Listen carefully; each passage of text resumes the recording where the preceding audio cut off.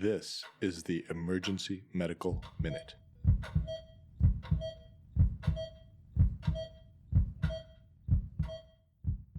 The Emergency Medical Minute is excited to announce that we are now offering AMA, PRA, Category 1 credits via online course modules.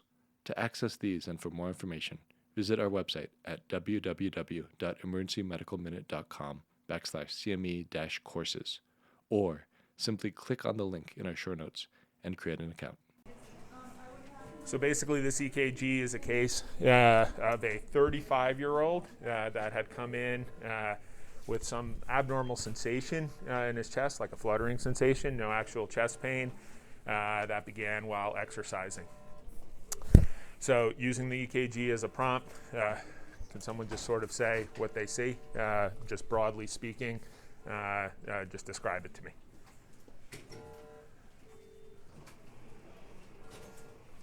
So is it a normal sinus rhythm, or is it no?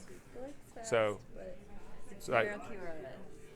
So we have wide complex tachycardia. In terms of using this as a springboard, in general, obviously something is unusual since it's a 35-year-old that's presenting. Our broad differential for a wide complex tachycardia that's regular is either VTAC or what they would call SVT with aberrancy, which is a supraventricular tachycardia with some conduction abnormality that leads to a wide complex on the EKG.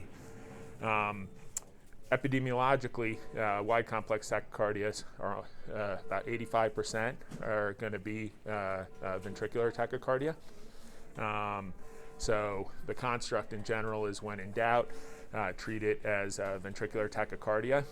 If a patient is stable, you can do cardioversion, which usually here in our setting is is usually electrical.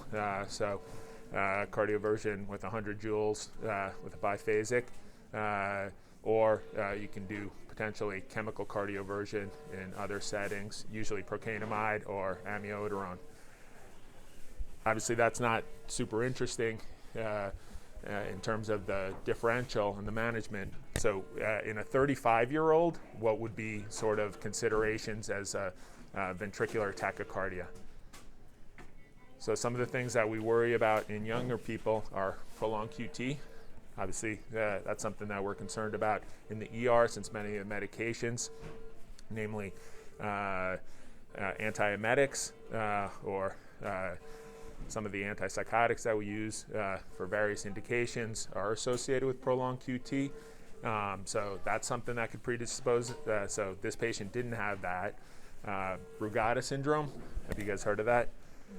Yeah, so more common in Southeast Asians, younger people.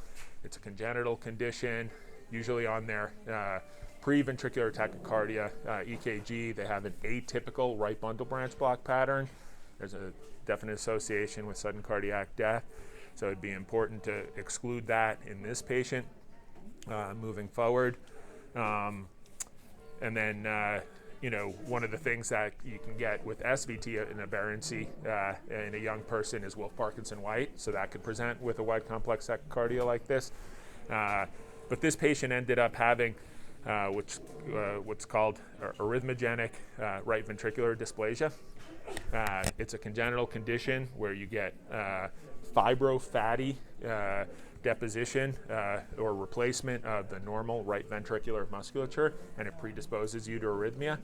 It is generally congenital, so a family history of the same or unexpected sudden cardiac death in someone less than 50 is important to get there. This guy did well. He ended up just getting cardioverted. He got admitted with that presentation, and then with a subsequent cardiac echo and a cardiac MRI, it was diagnosed, and he ended up getting an ICD. So hopefully that gives you a sort of a sense. I mean, we see ventricular tachycardia not infrequently. It's part of the differential for monomorphic wide complex tachycardia along with SVT with aberrancy. Among the differential considerations were things like Brugada syndrome or prolonged QT, But in this case, the guy had arrhythmogenic right ventricular dysplasia, and he ended up doing well. But thought it was an interesting case that brought up a bunch of issues. All right. Does anyone have any questions about that? Or all right, enjoy. Thank you. Hello, EMM listeners. We are dedicated to providing you with high-quality educational content free of charge and without ads. As a nonprofit organization, we rely solely on donations. So if you enjoy our show and are able to make a one-time or recurring donation to help cover our operational costs, any amount is helpful in making this show possible. Click the link in our show notes to make a donation. Thank you.